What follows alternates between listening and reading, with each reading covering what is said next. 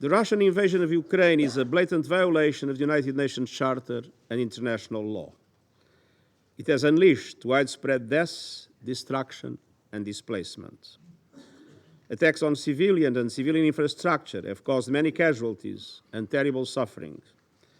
The Office of the High Commissioner for Human Rights has documented dozens of cases of conflict-related sexual violence against men, women, and girls. Life is a living hell for the people of Ukraine. An estimated 17.6 million people, nearly 40% of the population of Ukraine, require humanitarian assistance and protection. The crisis has erased 30% of pre-war jobs. The World Food Programme estimates that nearly 40% of Ukrainians are unable to afford or access enough food. And the war has sparked a displacement crisis not seen in Europe in decades. The World Food Programme estimates that nearly 40% of Ukrainians are unable to afford. Les menaces à peine voilées de recours à l'arme nucléaire dans le cadre du conflit ont fait grimper le risque nucléaire à un niveau jamais vu depuis les jours les plus sombres de la guerre froide, et ces menaces sont inacceptables. Président, nous avons besoin de paix. Une paix conforme. Over the past year, this Council has held more than 40 debates on Ukraine. The guns are talking now, but in the end, we all know, that the path of diplomacy and accountability is the road to a just and sustainable peace. Peace in line with UN Charter, international law, and yesterday's resolution of the General Assembly. We must prevent further escalation. We must all encourage every meaningful effort to end the bloodshed and, at long last, give peace a chance. In accordance with Rule 39 of the Council's Provisional Rules of Procedure, Ukraine will resist, as it has done so far, and Ukraine will win. Putin is going to lose much sooner than he thinks. Mr. President, distinguished members, here is what Russian officials and servicemen have to know. You think you would get away with what you did? No. You will end up on trial. You will be testifying how strongly you were opposed to the aggression and how you just followed orders. You think that the world will get tired of supporting Ukraine? The support will only get stronger. You think that Ukraine will eventually tire of defending itself? The more and the longer you will keep attacking Ukraine, the more resolve we will have, and the more humiliating your defeat will be.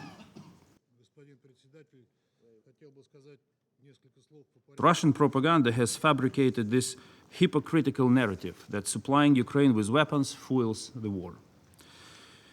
Ukraine indeed needs weapons, just as a firefighter needs water to extinguish a fire.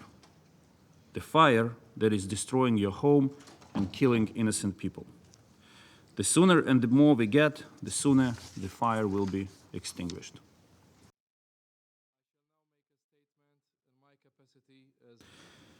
On this tragic day, when we mourn lives and destinies broken by Russia, I kindly ask everyone to observe a minute of silence in memory of the victims of the aggression.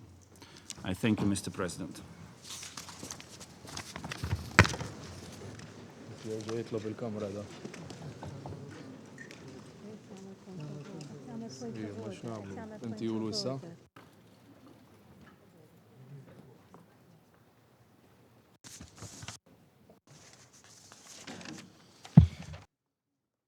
Mr. President, Mr. Secretary General, no member of this Council should call for peace while supporting Russia's war on Ukraine and on the UN Charter.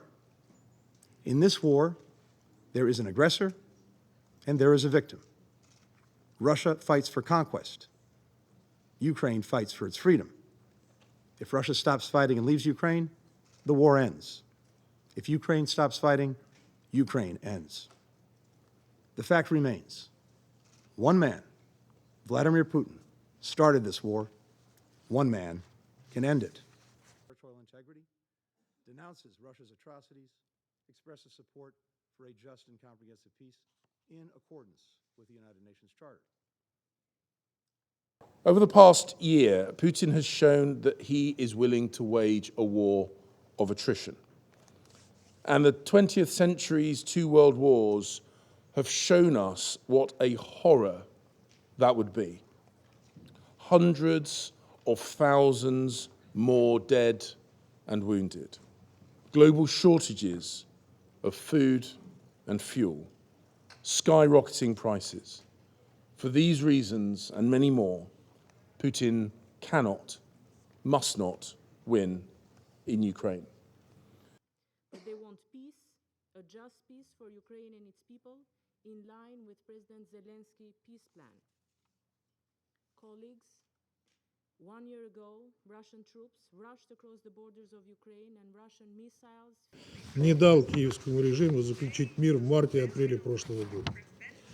Наших западных коллег сейчас все устраивает. Русские и украинцы убивают друг друга, западные оборонные концерны получают баснословные прибыли и полигон для испытания нового оружия. НАТО, избавляясь от старого оружия, потихоньку перевооружается. А Вашингтон заодно еще и ослабляет своих европейских конкурентов, проявляющих невиданную доселе степень раболепия и импотенции. Об этом мы подробно говорили в этом зале вчера. I thank Her Excellency, Ms. Colonna, for her 有的国家在乌克兰问题上强调主权和领土完整，同时却在公然干涉别国内政，破坏别国主权和领土完整，这是赤裸裸的双重标准，国际社会看得很清楚。I thank His Excellency, Mr. Blinken, for his